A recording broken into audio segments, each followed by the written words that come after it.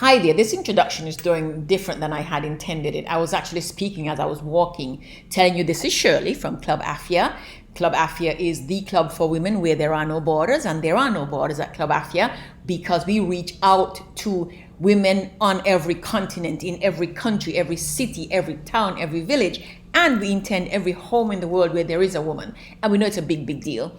I was also telling you about my this fabulous clothes I'm wearing, which I had got from a friend of mine who used to import things from China into United States, and I got, see, I have jade and crystal and another beautiful embroidery on this. I was telling you that these are not the shoes I would normally wear with this, but I'm in boots mode because we are in boots mode. We're doing stuff, and so boots are what I'm wearing today. Was my little fashion scoop for today. I just kind of felt like dressing up a little bit. And this is a party outfit, obviously, and I can't see myself going to any parties anytime soon because of all the social distancing and all that we need to be practicing. But there's no reason why I can't put this on from time to time. And actually, I came across it because I was cleaning out my closets and cupboards and so on. I just thought that this time where we are spending so much time alone and at home and so on, it's actually a very good time to do some cleaning out. And especially when you have plans to do work, when you embark on a big project, it's actually often really, really good to just stop checking with yourself and make room, make space for what you want to come in. And so I'm making space. And I'm starting with my closets. Not this. This is not going anywhere. Neither are my boots. I'm gonna wear my boots. The idea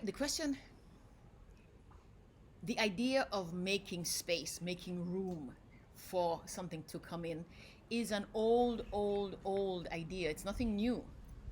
It's something that I was taught by, I don't even know who at this point. It's just something that people just know.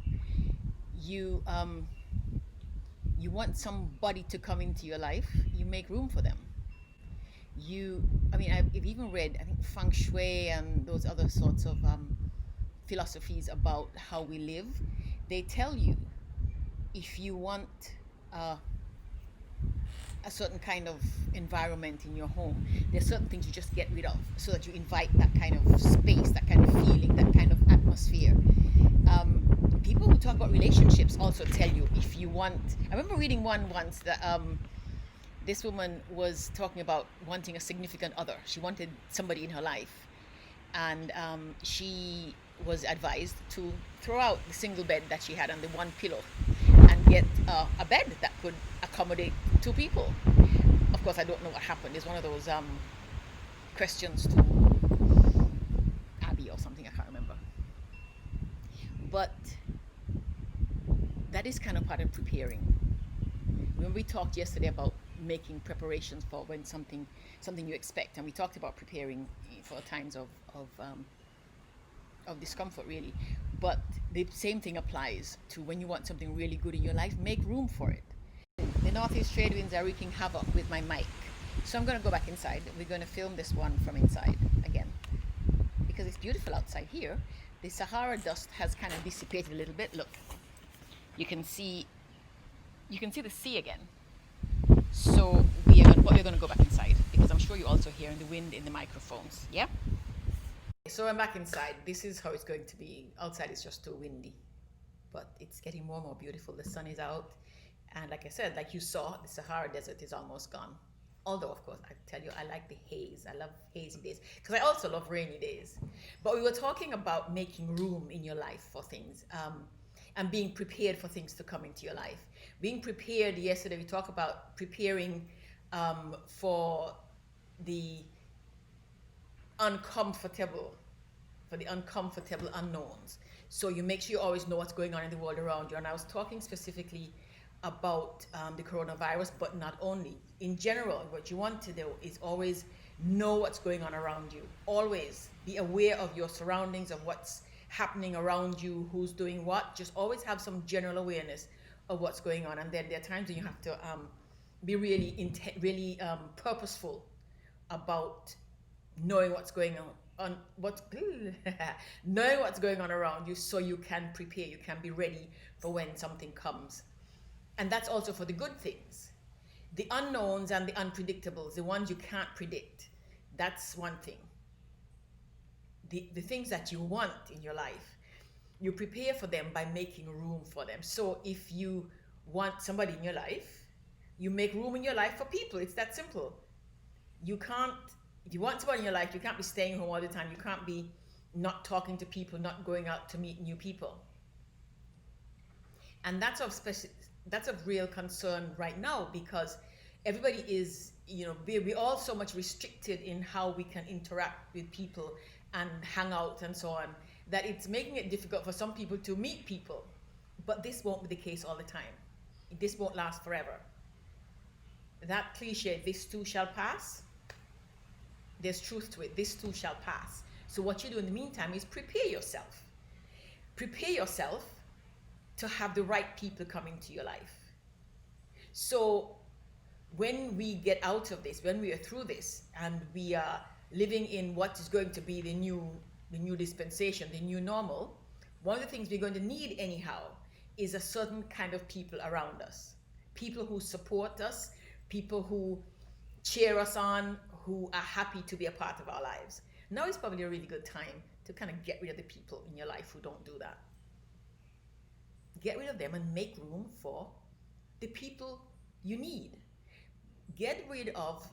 Clean out your space, clean your space, and remove the people who don't bring anything positive to you. It's not a bad thing to do, quite the contrary. And so often, especially women, so often we are reluctant to do that. We don't do that. Men just stop hanging out with a guy. They stop calling him for work. They just, or if they have to work with somebody, they work with somebody and that person is not part of their life. Women tend to be a lot less rigid about this. But we need to be doing some of that too. So now is probably a good time. Now when we have some downtime, take a moment and think. The people, there's that friend, that person in your life who every time you hang out with him or her, you end up drained. When they call, you're not sure you want to answer. You do because it's your friend, but they drain you. Give them some room, give them some space. I'm not saying you have to get rid of them, get them out of your life entirely, but put them off over there so you make room around you for the people you want. And all of us have heard our mothers or grandmothers or somebody say, you're known by the company you keep.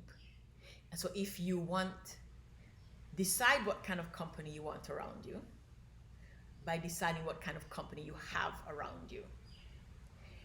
And that works both in your personal life and in your professional life. Yeah, Tony Robbins, for example, always says, get the right people in your life. Go look for people who bring something to your life. Go look for people who are doing the things that you are doing, who are interested in the things you're interested in, who have something to exchange with you, something worthwhile and positive and powerful to exchange with you. So do that. Make some room in your life.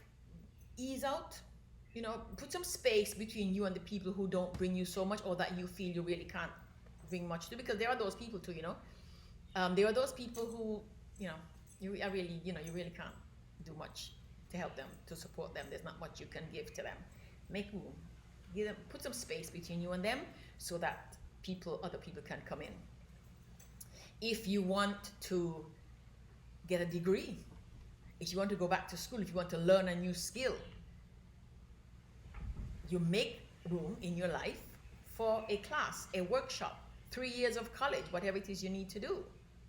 If you want to earn more money, you make room in your life to do work, to do more work, or to learn how to do work better. It's really that simple. That's the first piece of it. And I don't know about the making room for shoes and clothes and so on. I don't know if it works the same way. One can only hope. If I throw out some old clothes, I just get some new ones. That's kind of wishful thinking. But the principle is that you make room, make space. Make space in your life so that what you want in your life can come in. And that is preparing. That's how you prepare for the good things. Decide what the good things are and then prepare for them. And one of the ways you get to decide what the good things are for you, help you figure out what are the things that you really need in your life, is of course getting to know yourself. I know we all think that we know ourselves and nobody knows us better than we do. Very often we don't actually know ourselves really very well.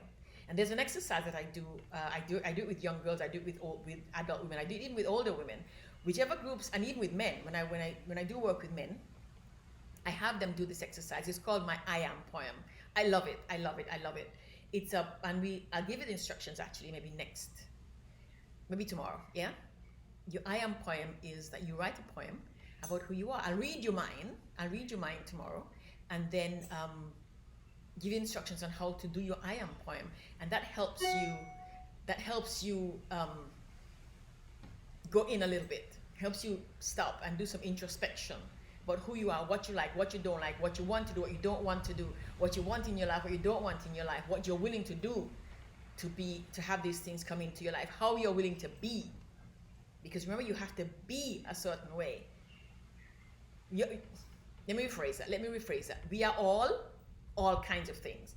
And certain times, at certain points in your life, you need certain things. And therefore, you have to behave in a certain way.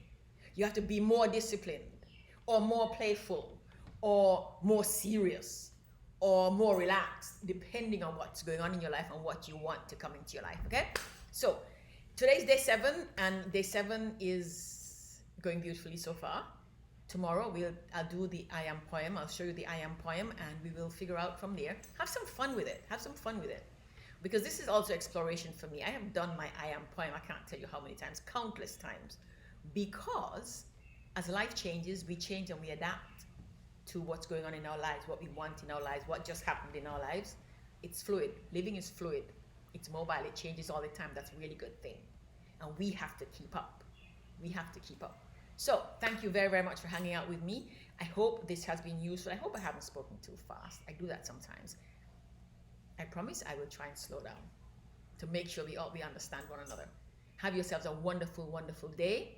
And I'll see you tomorrow on day number 8.